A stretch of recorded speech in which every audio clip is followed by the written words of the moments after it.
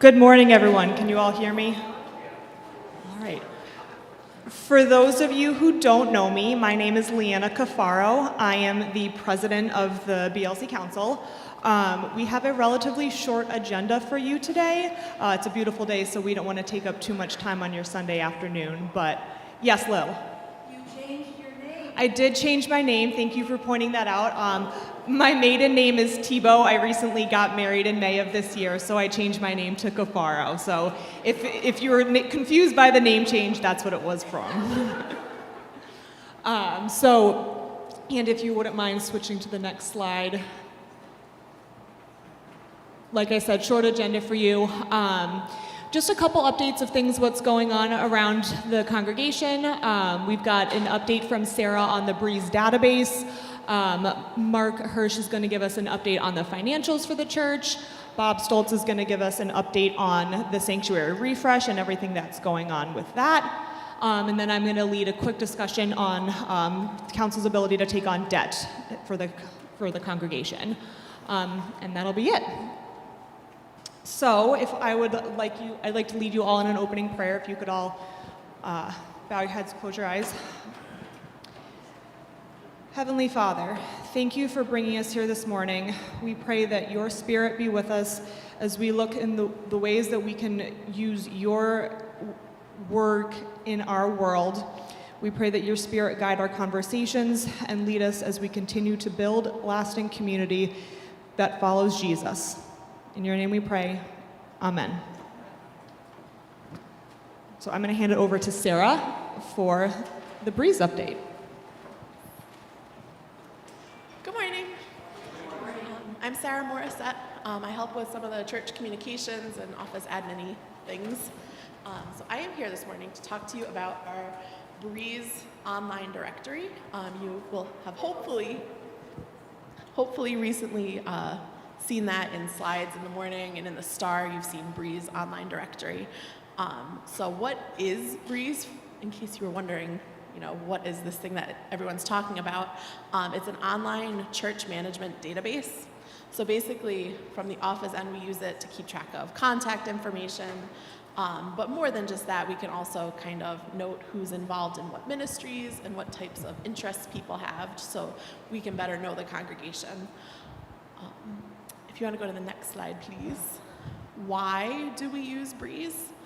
Well, I just mentioned why the office uses it, but why would you want to use Breeze and the online directory portion? It always will have the most current contact information for other congregation members. So if you, as a member, sign into Breeze and create your account, you can keep track of people's phone numbers, people's addresses, and it's faster than if you try calling a number from the printed directory and oops, someone changed their number, and then you have to contact the office and wait for us to get back to you. This way you can have it faster right at your fingertips. And there's also a mobile app, so if you like to look things up on your phone, you can look it up on your phone or computer. It also has photographs, so you can see people and their contact information all in one spot together, rather than having to look multiple places for multiple things. And you can update your own information. So if you move or if you have a new phone, you can go in yourself and change it right away. Next slide, please.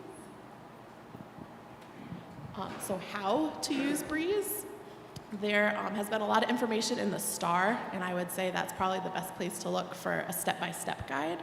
But basically, you go to the Breeze website, and you can create your account with your name and your email address, and then access all these lovely things right at your fingertips.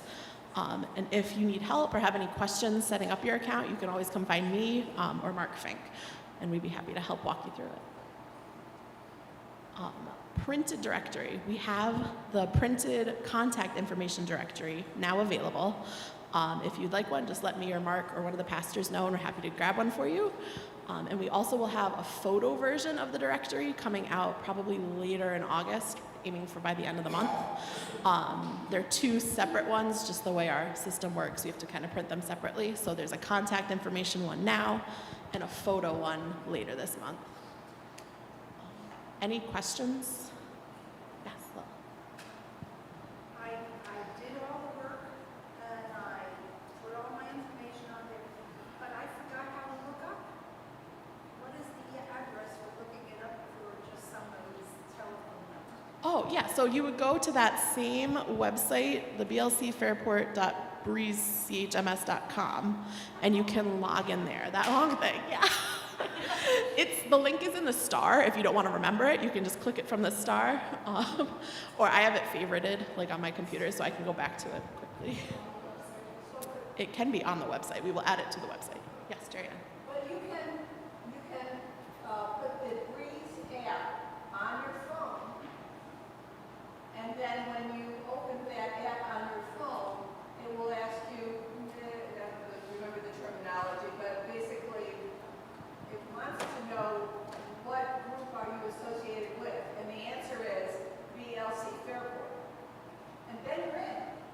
Yes, so yes, if you want. Sarah, we have 7 people online. Please repeat, and we can't hear this. Oh, sure. So the question was how, once you've made your account, how do you get back into it to look up people and see the information that's there? So yes, there's the app, and then there's also that website. Bill? You all people like me who do not have a smartphone, do not have a computer, and won't be using the computer or using the smartphone. So if there's someone that does not use smartphone, computer, electronic devices, we still have the printed copies available. And I think the goal is maybe once a year to send out an updated version with the contact information updated, but that's why we'll still continue to offer the paper copy. It's not only the online directory. So people like me would still have to call the office to correct it. Yes, yep, if you're not online, you can still just let the office know of any changes and we can update it for you.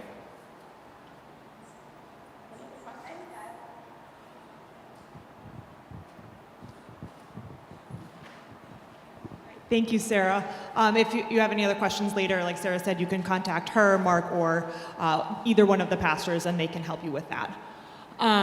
Next, we are going to turn it over to Mark Hirsch. He's just going to give us a brief update of the church finances.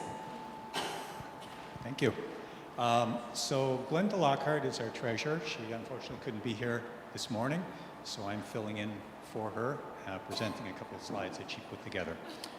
So the top line is basically the church operations are encouraging, which is the same message we gave 3 months ago. Our receipts are up 7% over our plan. 3 months ago, they were up 8%, so we're basically tracking as predicted, but a little bit above. The trend indicates that overall giving has increased, and it's not just changes in the timing of some individual giving. So thank you all for stepping up when it was needed here. Our expenses currently are about a little bit less than planned. Again, similar to where they were at the end of second quarter. We do have an upcoming property expense for a security system that will basically bring expenses in line with plan. So we're a little bit above now, but we do expect to have to pay some for our security system. Overall, it's viewed that we're on track to eliminate the planned deficit of $19.5 thousand, not $19.5 there. So everything looks pretty good from a financial standpoint as we're now 3/4 of the way through our fiscal year. Any questions on this part of it? Mark? I'm not sure this is you, but can you give an update on the rental house? The rental house, we have another slide coming up, and we'll handle that in a second. Okay, if you want to advance the slide. Rental property, 40 Perrin Street. Our previous tenant from that property vacated in mid-April, so they are now gone. In May, the church received back rent payment on behalf of a New York State rent assistance program. So that previous tenant had basically not been paying for a number of months, close to 2 years, I believe. They're gone, and we received this assistance from the New York State Rent Assistance Program. that payment covered about half of what we were owed. Okay?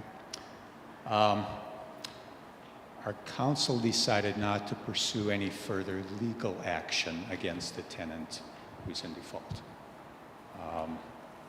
Not sure what there is there to recover anyway. We have new tenants. They moved into the unit in August 1st. Okay? And we're optimistic that the combination of a new property manager also and the new tenants will serve us well going forward. So the situation looks pretty good right now. We have new tenants, they've paid their rent, they've paid their deposit. By all accounts, they're a wonderful group to work with, and things look great now, you know, a week into their legal agreement with us. So that's where we are now on the rental house. Any other questions about that? The new property manager is actually a member of our congregation, Bob Ruland, who has worked real estate for his career, and he has stepped up to become the new property manager for us for those properties.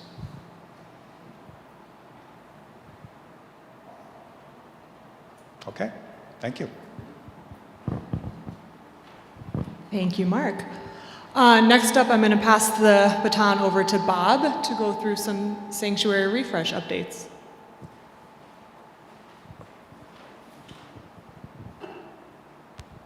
Hello.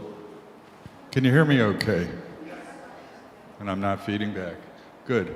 Yeah, I'm here to talk about the sanctuary and a group of people we have talking about some things we might do in here. Look around the sanctuary. This is, raise your hand if it's a beautiful space, because it is.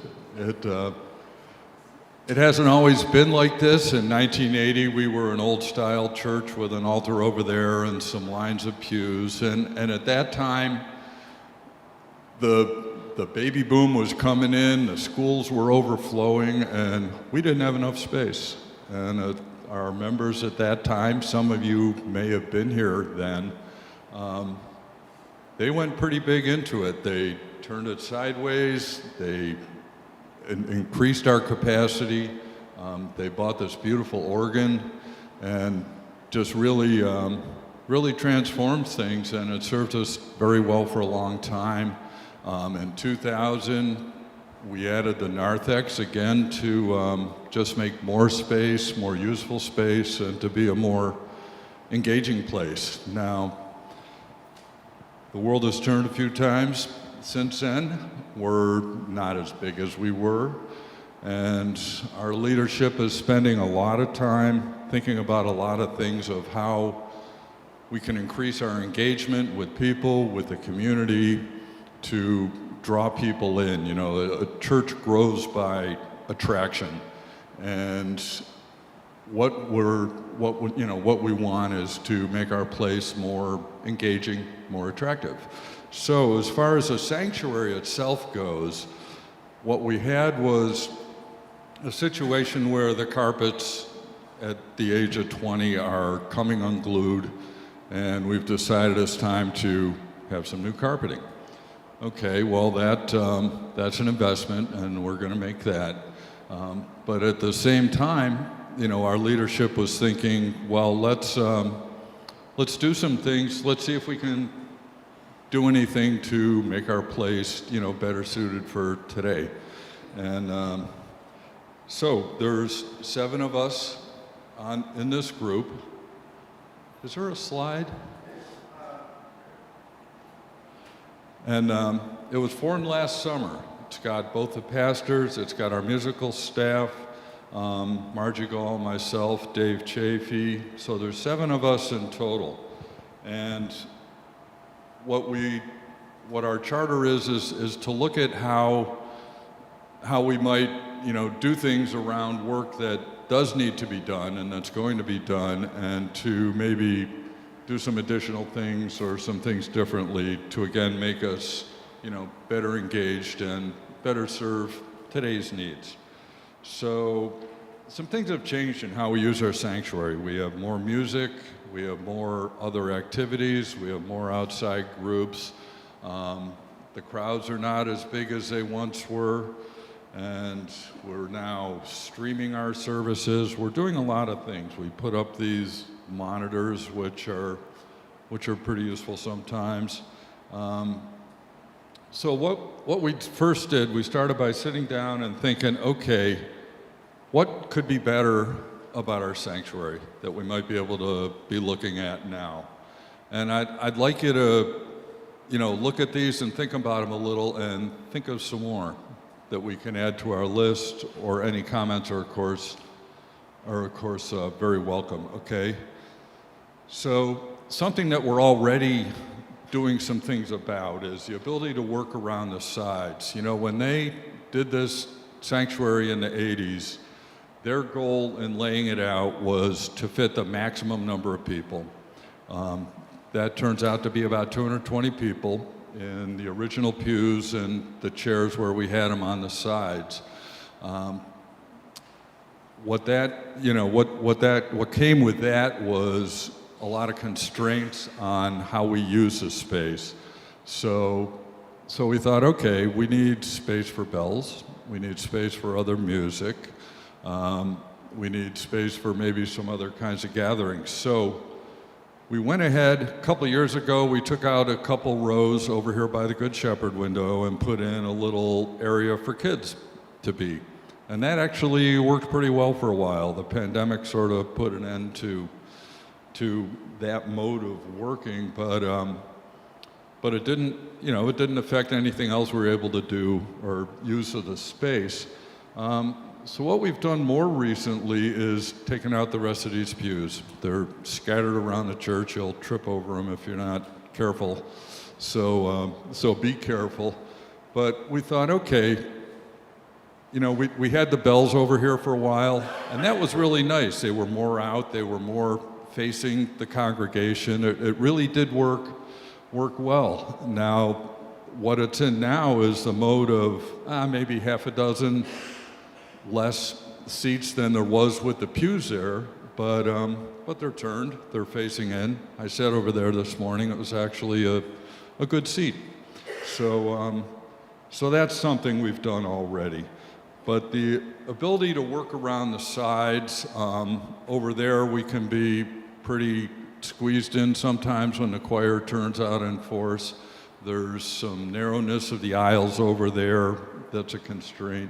So the ability to work around the side and do a larger variety of musical and possibly other things. Second item on the list is on my list and not that list. Okay. Sometimes gatherings are smaller, and it might be nice to be able to accommodate them in a more flexible way.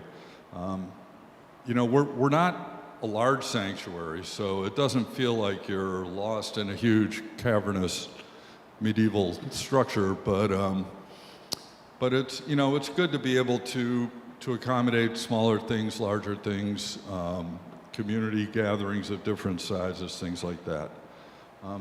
Something that's important is accommodating people who have mobility needs or needs to get around the space. Like I said before, there's some skinny spots. We don't handle that real well these days. So that is something we want to do better. Something in particular I want to mention, we're thinking to add steps with a railing on each of these ends. Right now, there's folks who might be helping in service who would be kind of precarious on these steps the way they are.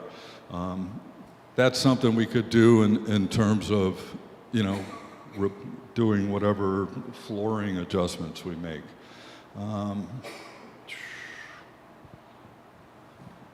Definitely, we want to address some skinny aisle concerns over there. We already took out a single chair that was sort of sticking out over on the other side. It'd be nice to be able to create an open spot anywhere we wanted, say for a wheelchair or a walker, or for people who can benefit from those kind of accommodations. Some space in front. Yeah, let's talk about space in front.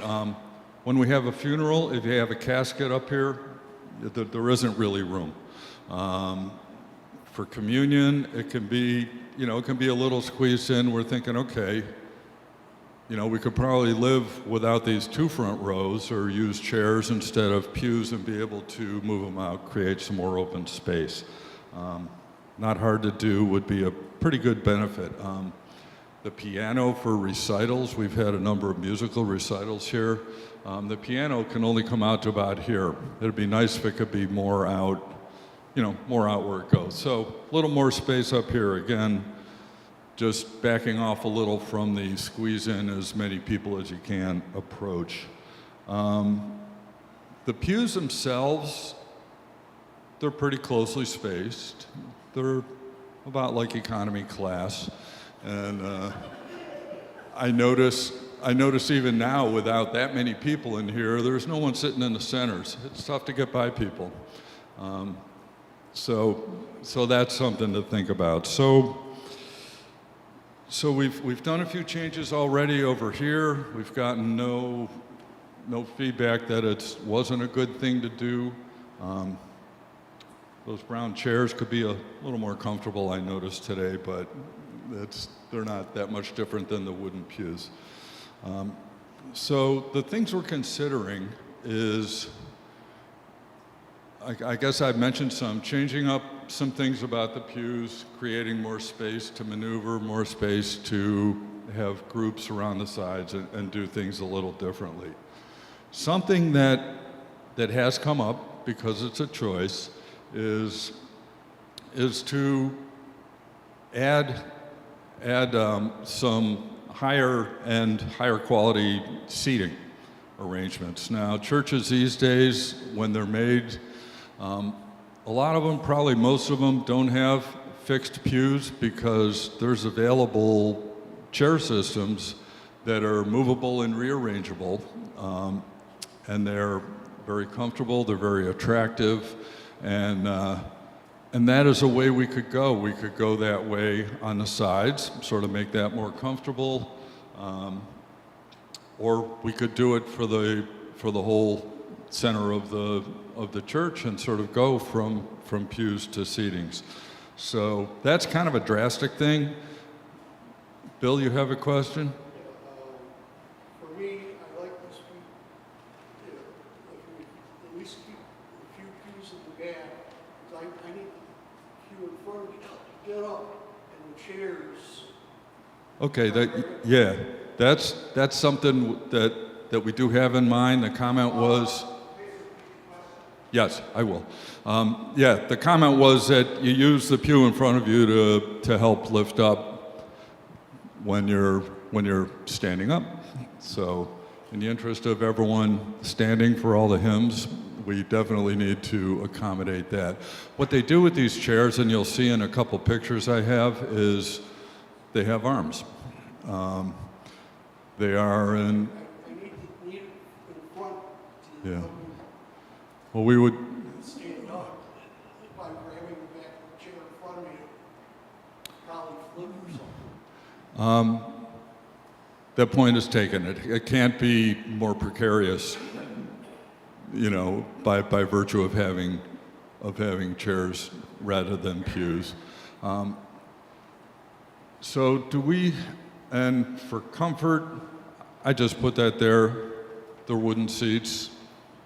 I haven't heard a lot of complaints or feedback about, gosh, I have trouble sleeping.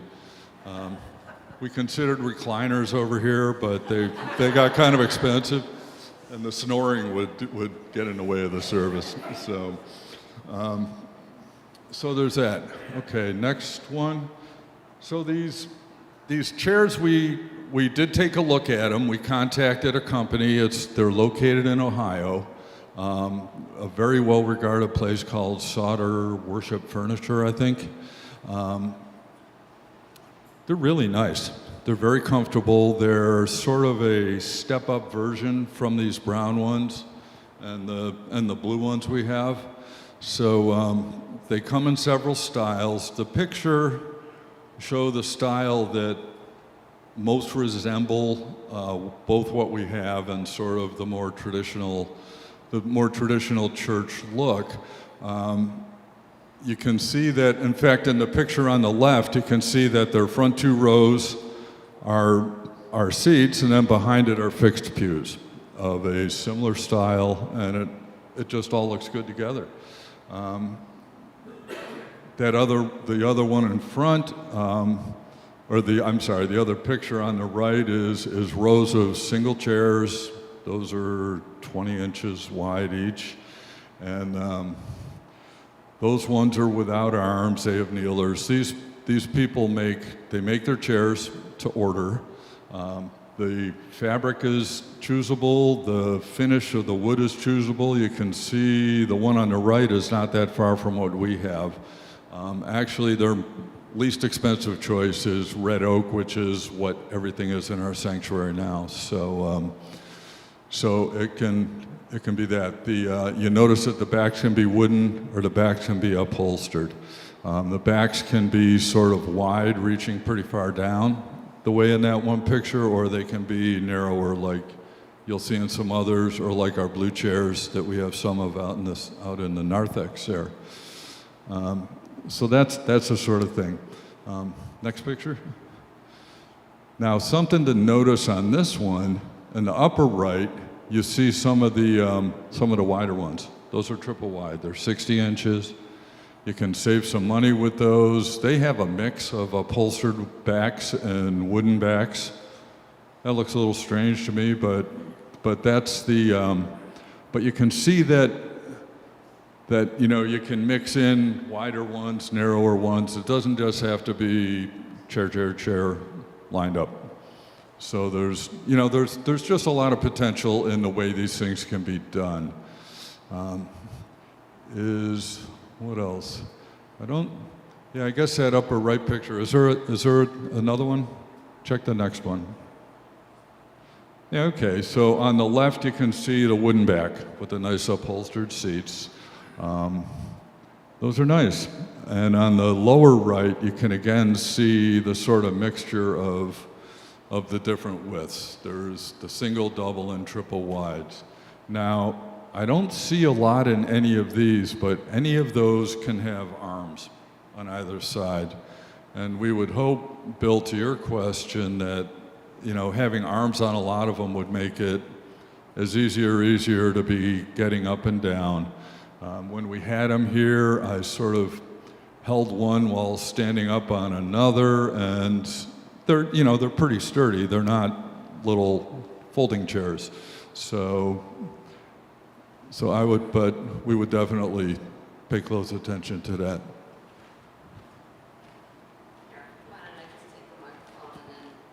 Then you don't have to repeat it. Don't worry, I just heard my husband say, "Oh no." My only request is that there's somebody on the team, because I didn't see it in any of the pictures, who are thinking about the things that we stick in the pews, the hymnals, the cards, the offering envelopes and stuff like that.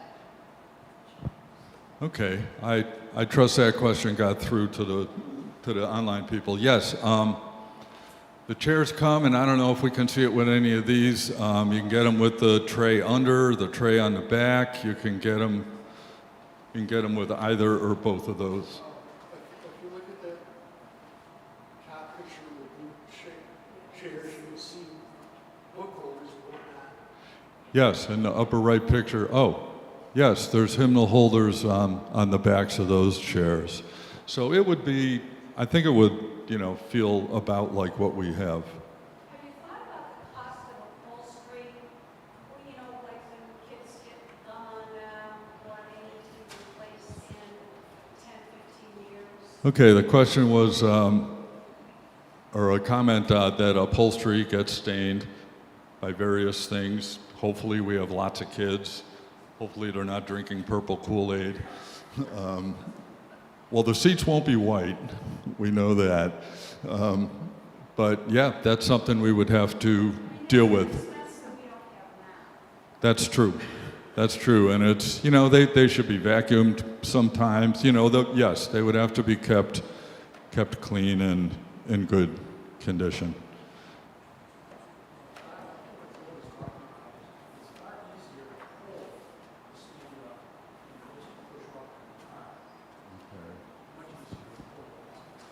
So the comment is,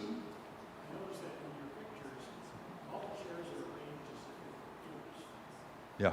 So you do ask the companies that make these chairs or churches that have these chairs, how often do they arrange the chairs? Okay, there were a comment and a question there. One comment is, you know, when you're using the pew in front to lift up, which is common, and it's more of a pulling thing. So you can't just push on your seat and have it be as good a way to get up as grabbing the pew in front and giving it a pull. Okay, and the other question was, how often do people actually rearrange them? And we went and visited one church in Pittsford, smaller than ours, but they had movable seatings. We did that early on. They said one time they made everything, they had maybe 15 rows, 5 on each side, 5 or 6 on each side, so it wasn't a real small place. But they said one time they rearranged everything in big circles, and they said, well, it was a lot of work. We didn't do it for just 1 week, and it was a lot of work. So the general setup with the rows, I would say likely would not get moved around a real lot. It would be more creating space in front. If you had a funeral and there were several people with wheelchairs, you might remove a couple. That's the kind of flexibility I think that we would actually use.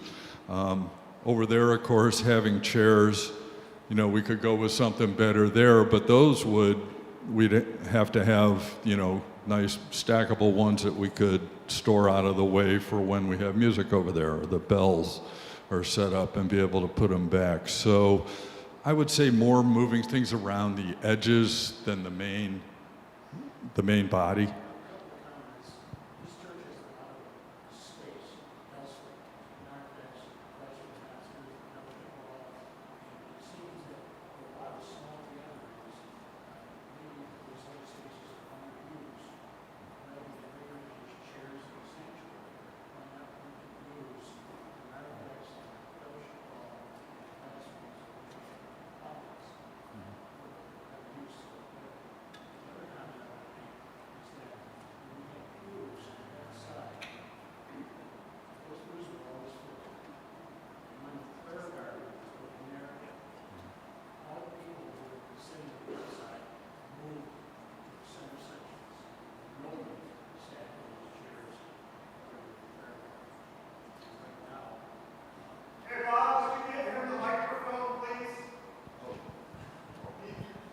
Okay. Yeah. Okay. Yeah. That's okay. The first comment was we have a lot of spaces in the church, and some are underutilized at this point. And could we make better use of those? And I guess the answer to that is, yeah, that should definitely be put into the thoughts. And I guess be aware too that staff and council, our leadership is actually doing some pretty extensive, detailed things of looking at how spaces are used. Because right now there's a lot of leftover piled stuff from before the pandemic. There's, it's not efficiently or fully used, and there's some really interesting plans coming around to just put groups in appropriate spaces, clear out some of the extra stuff. So that kind of thing is being thought about in more ways than just around the sanctuary. But that's a good input. And the other comment was when we had pews over there, it seemed like there was always people in them. they were always full, and well, the church was often full, right? But they did get used. When we cleared it out for the kid space, the people stopped being over there. Okay, we'll register that. And do you? Okay. Pastor Amy has a comment. Pastor Amy said, relative to standing up and leaning on the chairs have the ability to connect to one another, so they'll be more stable. She also said we would anticipate working with solder, the manufacturer, to identify a couple of different seating options. One for a standard Sunday and a second for smaller services that we hold in the sanctuary, such as longest night in the center. Now we have more mobility and the ability to turn things around and focus. Okay, so again on the flexibility and the comment that these chairs do latch together and may well be sturdy enough for the pulling. I would put that to the test. And, but yes, let's get. I have two quick questions. What's underneath the carpet? Is there hardwood underneath the carpet? Okay, so do we even need to replace the carpet? Could we just take the carpet up and leave hardwood?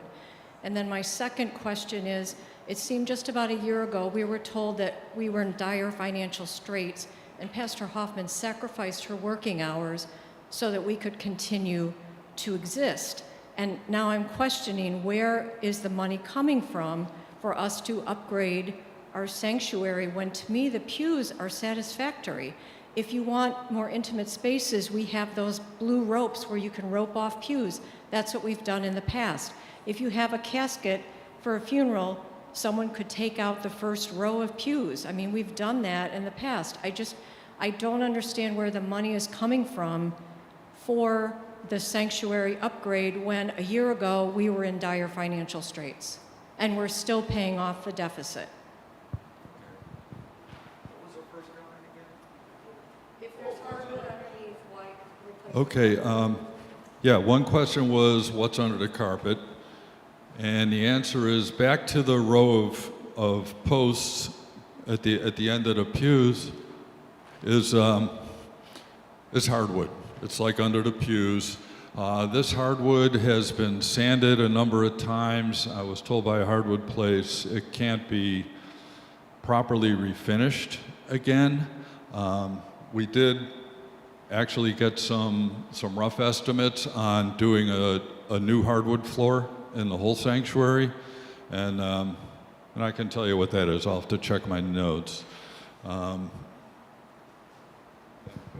Yeah, I'll take a stab at answering the financial question for you. So, last year, Pastor Hoffman did decrease her hours. That was looking at a deficit budget for a number of years running.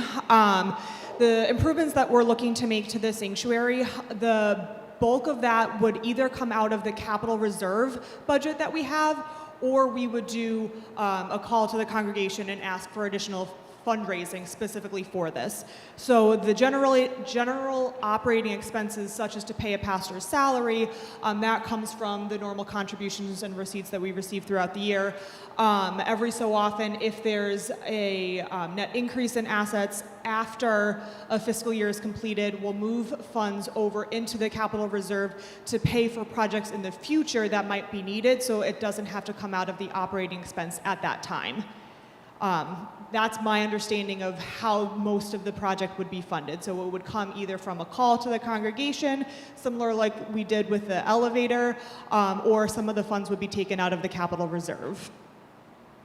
So I appreciate you raising that point, because that is a valid question of how are we going to fund this? Are there ways to look at this that are not as expensive as other ways? What can we use that we currently have without having to spend additional funds? So I appreciate you bringing that up, and I'll make sure that Bob and I relay that to that team, that's a very valid concern. Are there any other questions? Yeah, Jerry Ann. Could you ask for a show of hands of the people who are here today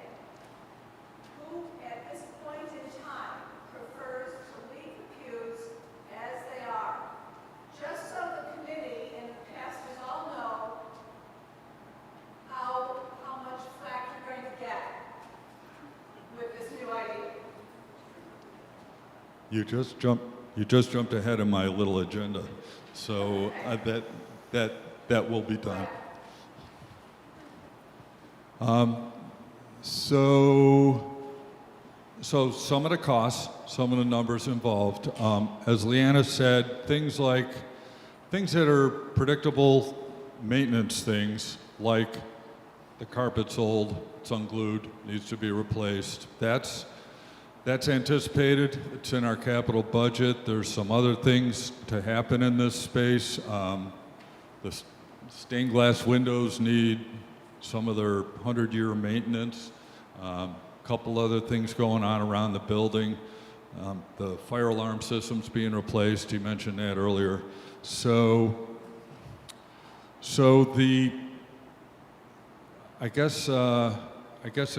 I'll just throw some numbers out. To replace the carpeting as we have it, the sanctuary and the altar, be about $20K, a little under. If we pull out the old stuff ourselves, which we could do.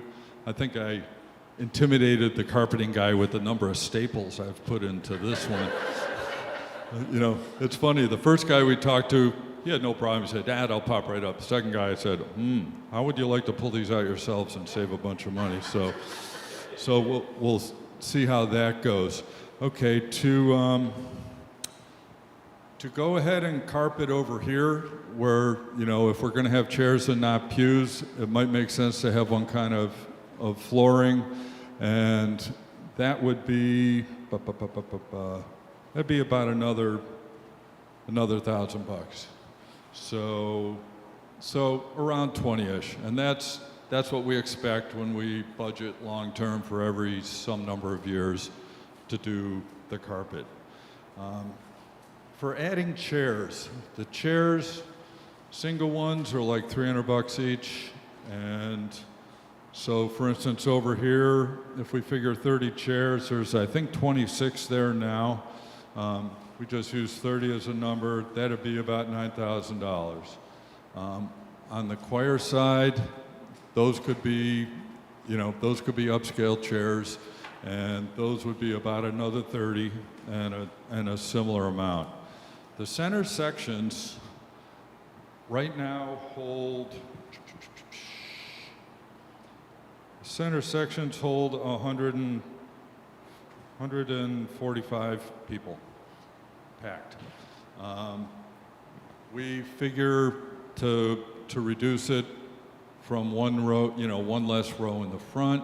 Anyway, we figured about 132 seats. We'd need to carpet the remaining hardwood or hardwood the remaining carpet. But that would carry a cost of about $42K. So for all new, new and improved chairs would be about $60K. So as Leanna said, that would be, the expense would be handled in the way we handle that sort of thing.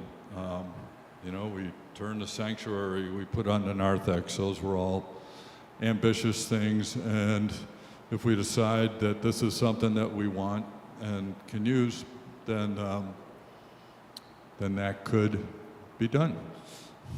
Okay?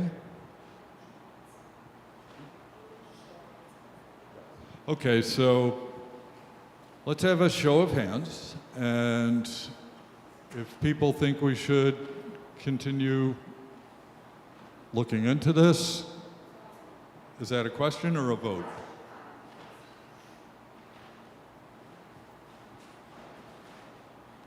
I'm not sure if I'm ready to raise my hand or not raise my hand on this yet, because I did come in with some preconceived conceptions, and now, looking at some of the pictures, I'm going to give it more thought. A lot of things with me take time to think about and ponder and pray on. What I pray mostly for is our community and our fellowship and our caring for each other, so I want to make sure that's all in there too. Changes have happened over the years. I like what you say about the economy seating, because I honestly believe when these pews went back in again after the last renovation, they inched closer. And it's just always bothered me. So there is accessibility issues even with just the pews that I think I've always thought we just need to space them out a little bit further. It's no secret in the bell choir that when we swing our bells backwards, I'm ready to hit one of those monitors because I really don't care for the monitors, but I'm still here because I love my church and I love my people. I could get by with just one monitor, thank you very much, but whatever. Anyway, like I said, that's that. This may be something else. It's never going to change what my faith is and my purpose for being here in church, but we all want to be caring about each other and our feelings. So let's have a raise of hands, but I'm not going to yet because it's going to take me a little bit of time to think about it. I, like I said, was impressed by some of the ideas there because I was very skeptical. I like some of the longer seats. I leaned back at Andy and I said, I think that looks like a love seat chair instead of a single chair because the single chair does separate us. And if you're a mom with a little kid and the kid's trying to clamber onto your lap, you know, you've got like a crack between there. It's like, anyway, so I thought that was pretty clever. I think there's some ideas. I appreciate the work that went into this, the thought that went into this, and the effort. The idea maybe pews in the front, chairs in the front so we can open up space and get the piano in for recitals, but still pews in the back for those of us who like to slide. Let's think about it. I really, really appreciate all the work and the thought that's gone into it, and I'll prayerfully think about it too. That's all. So I guess a show of hands is more along the lines of just keep looking at things and come up with some more solid, tangible things. Other things, another suggestion is take out the first 5 rows of pews, leave the last 5 rows of pews with the chairs in front. Well, okay, so that's a choice we have is to replace a substantial section, but not all the pews. And that would be a choice. That would be a choice to do a partial replacement and not a full replacement. So, okay, I guess what would a show of hands be then? It's not, we don't know enough to say yes or no. Andy just gave us a really good idea. Rather than doing a show of hands currently, I think we've heard a lot of different voices. I think what one option is for us to send a survey out to the congregation to give you all a couple days, to Ruth's point, to think about this, to pray on this, with a number of different responses. So that before the team spends more time looking into this, we get a gauge of the congregation. Rather than doing it today for time's sake, I just want to be respectful of everyone's time today. Yes, Chris? Please make sure that the survey has space for people to write. We will make sure that the survey has space for people to write. Yes, thank you. If there are any other questions, I'm going to have you direct it to Bob or to the pastors or to any of the people on the team that he mentioned previously. I'll let you guys connect either after the service or at another time. Yes, John? That is John asked how much money is in the capital reserve. I do not know that answer off the top of my head, and I don't want to. Alan does. What's the answer? 87,000. 87,000. That does. There is money set aside for a number of different things. So, good information to know. But yeah. Any other questions briefly right now? Yep.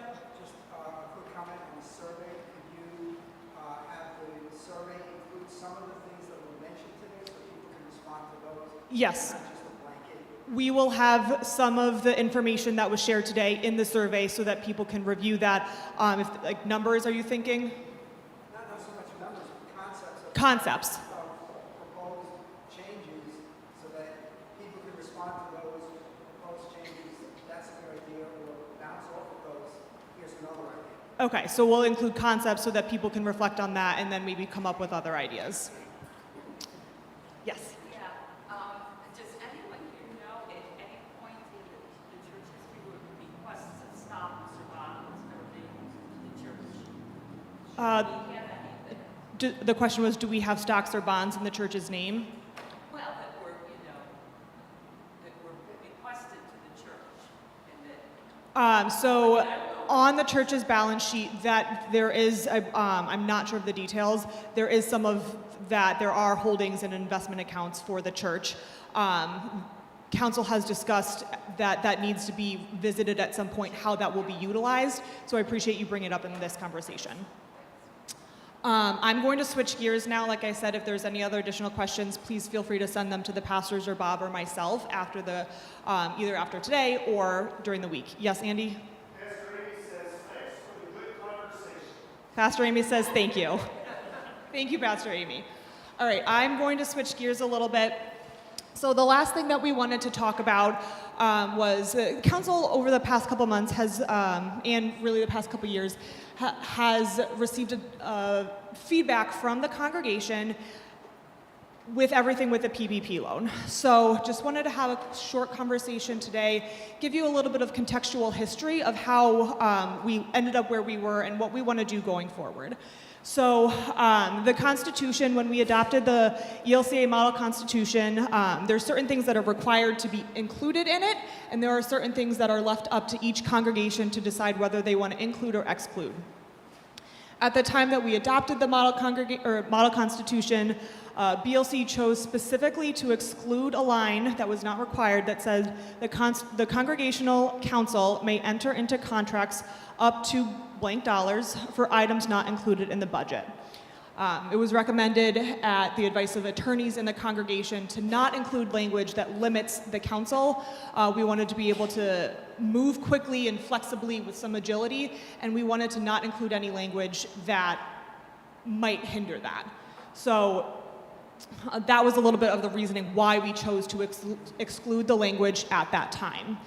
And the Constitution was approved by the congregation in 2017. Andy, if you can flip to the next slide. Just a brief history of what happened with the PPP loan back in 2020. We had decided to apply for a PPP loan.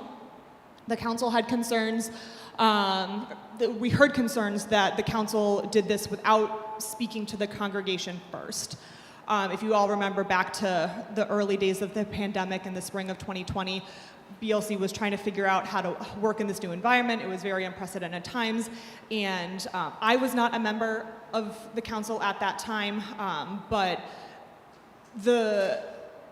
I think the decision to enter this did come out of a place of fear, and that has been discussed recently, and the council of that time acknowledges that that decision was made out of a place of fear rather than a place of faith. So given all of that, we decided to use the excess money that we had at the end of the last fiscal year to put back into the community in the form of the Sharing Our Blessings. So that's just an overview of what happened. I wanted to give everyone some contextual information so that we're all on the same page. But really what we want to do is look at how do we, as a council and a congregation, approach things moving forward. So if Andy, you want to flip to the next slide for me, please. The question that we as the council have for you is, how would you as the congregation like council to implement our learnings from this experience? Like I said, we heard a number of people's feedback in regards to how this was handled, and we want to make sure that we're considering all of this as we move forward as a current council, as well as also looking forward to future councils who might have to make unprecedented decisions during unprecedented times and things that we might not even be able to think of. So there's been a couple of things that have crossed our ears, one of them just being as simple as at the council retreats in January, how do we review some of our embedded and guiding principles to make sure that we're passing what we learn year after year as a council to future council members. So having a discussion of what led to this decision and how do we maybe approach it from a different way moving forward. So that's been an idea that's been brought up. Another idea has been, do we need to make a change to the Constitution? Do we need to codify this in the Constitution so that there's changes, or so that there's rules in place the next time this were to occur? Like I said, we're interested in hearing your opinions and your ideas. So I'm going to turn it over to you if anyone has thoughts, questions, concerns that they'd like to raise at this time.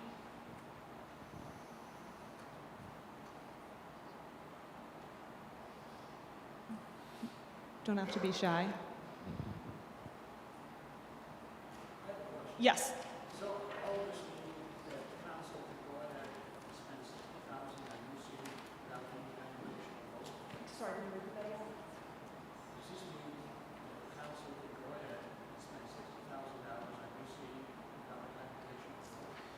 So we're specifically talking, the question was, can the council just spend $60,000 on seating without a vote from the congregation? The question specifically is regarding to taking on debt, so in the form of a loan or something that needed to be paid back. So the question of seating is, would be an expense rather than taking on debt.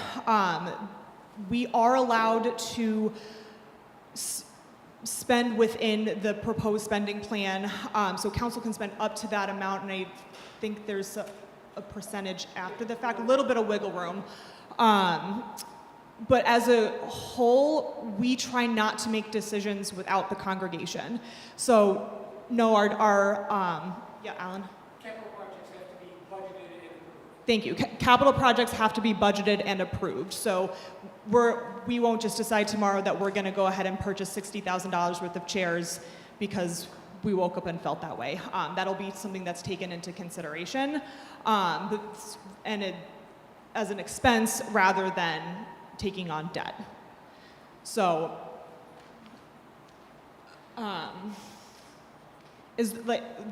we had heard concerns that there was members of the congregation who were not thrilled that the council took on a loan from the government.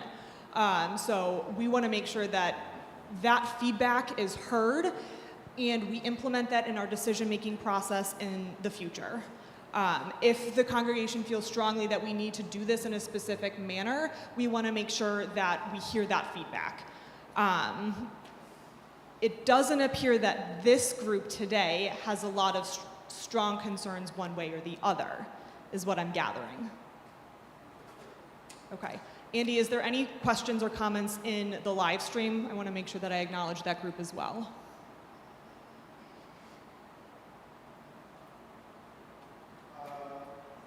As Randy said, the congregation has not authorized any spending from our capital expense for this year. The congregation will have to approve that as part of the annual meeting. Thank you. Anything else right now? Okay, so we were interested in just hearing feedback from the congregation if this is something that we should as a council spend time and energy working through, if this needs to be part of the Constitution or anything like that, if this just needs to be part of something that we, as we onboard new council members, we can work on embedding these guiding principles as we move from each year to each year as we onboard new council members. So it sounds like there isn't a strong opinion one way or the other. If someone does not want to speak out as a group right now, I would love to have a conversation with them one-on-one. I'm sure the pastors would love to have a conversation with you as well if there's any other final thoughts or concerns. But I think at this time it sounds like we are going to not make any changes to the Constitution. We will work as a council to improve how we operate with our guiding principles. But if there's no other questions, I think that's a short conversation for us today, so I appreciate that. And that is the end of our dialogue for today. I appreciate you spending a little bit of time with us after worship on a Sunday morning. It's a beautiful day, so I'll let you go out. I'm just going to wrap up in a closing prayer briefly. Heavenly Father, thank you for your Spirit working with us today. Thank you for giving us the tools, resources, skills, and knowledge to be able to do your work in our community. Be with us as we go out into the world and share your good news with one another. In your name we pray. Amen.